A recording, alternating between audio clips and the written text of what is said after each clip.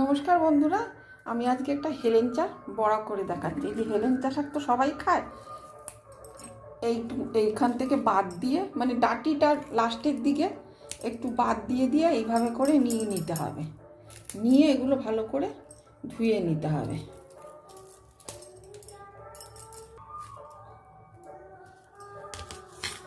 এবার আমি এগুলো ধুয়ে নেব। এবার আমি এই বাটিটার মধ্যে দেব পরিমাণ মতো বেসন।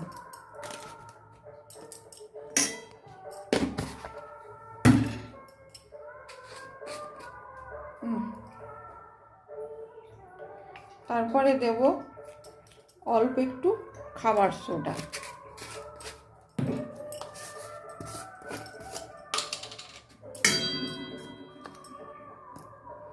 তারপরে দেব একটু বেকিং পাউডার অল্প।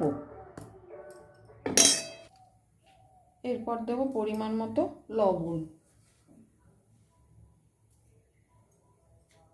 তারপর দেব কালো জিরে দিয়ে এখন এটাকে মাখবো।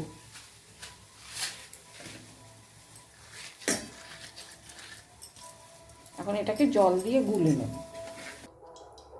কড়াই বসিয়ে দিয়েছি, কড়াইতে সাদা তেল দিয়ে দিয়েছি, তেলটা গরম হয়ে গেছে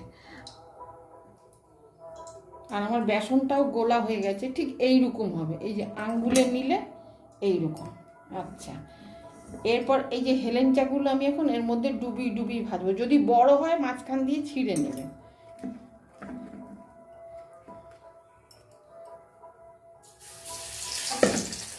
দুটো করেও দিতে পারেন, একটা করেও দিতে পারেন, কোনো ইয়ে নেই।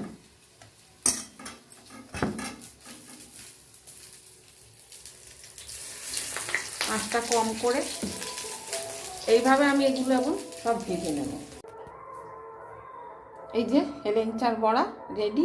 একবার এভাবে বানিয়ে খেয়ে দেখুন, ভাতের সাথে, চায়ের সাথে, সবের সাথে খুবই ভালো লাগবে, খুবই মচমচে, খুবই ভালো লাগবে।